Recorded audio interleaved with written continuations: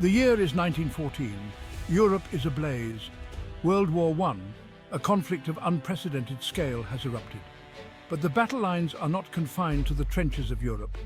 Thousands of miles away, in the heart of Africa, another struggle is about to begin. German East Africa, a vast territory encompassing modern-day Tanzania, Rwanda and Burundi, becomes a battleground.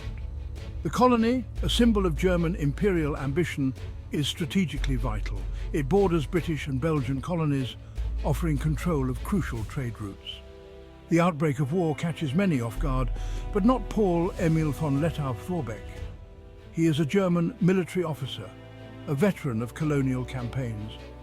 With a keen understanding of the African terrain and a fierce determination, he will lead a campaign that will echo through history.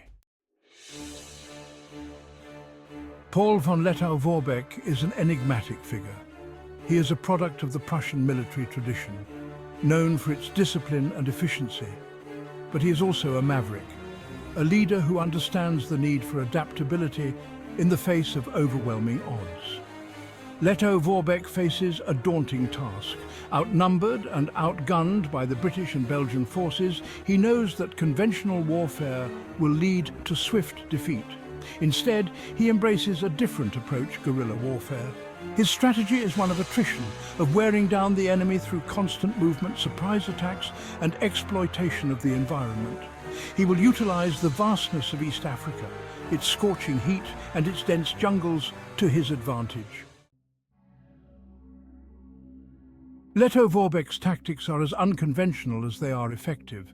He trains his troops, a mixture of German officers and Askari soldiers recruited from local tribes, to fight with speed and agility. They become masters of camouflage, melting into the landscape after each engagement. He understands the importance of logistics in this unforgiving environment. His troops live off the land, foraging for food and utilizing captured supplies. He even establishes workshops to repair weapons and manufacture ammunition, ensuring his force remains a constant thorn in the side of the Allies. Lettow-Vorbeck's tactics prove to be a nightmare for the British and Belgian forces. They are accustomed to traditional European warfare, where victory is measured in territory gained. But here, in the African bush, the rules are different. Section 4. Battles and Struggles. The campaign is a series of skirmishes and engagements spread across vast distances. One moment, Lettow-Vorbeck's forces are striking a British supply depot.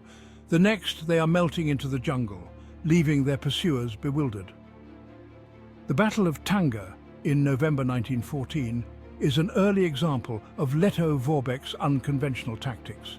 British forces, expecting an easy victory, land at Tanga, a port city in German East Africa. They are met with fierce resistance from Lettow-Vorbeck's troops and swarms of angry bees, strategically released from their hives. The British are routed, suffering heavy casualties. Despite their successes, Lettow-Vorbeck and his men face constant challenges. Disease, hunger and exhaustion take their toll. Ammunition dwindles and replacements are scarce. Yet, they fight on, their determination fueled by their leader's unwavering spirit.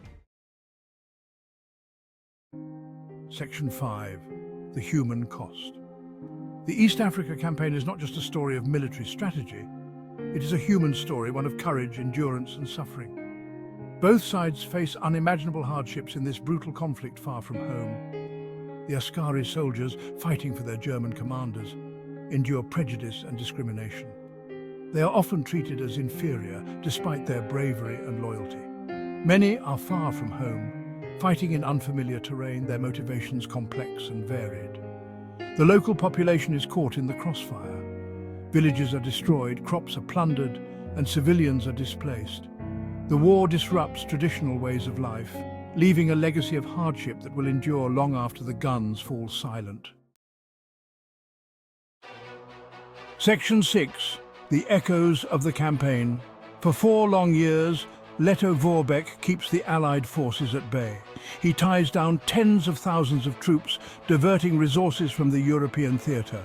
He achieves what no other German commander does in World War I. He keeps his forces fighting until the very end. Finally, in November 1918, 2 weeks after the armistice is signed in Europe, Lettow-Vorbeck surrenders his forces in northern Rhodesia, present-day Zambia. He returns to Germany not as a defeated general, but as a hero, his legend cemented in military history. The East Africa campaign, though a sideshow in the larger context of World War I, has a lasting impact. It exposes the brutality of colonialism and the complexities of fighting a war on foreign soil. It also highlights the strategic importance of Africa in global conflicts, a lesson that resonates even today.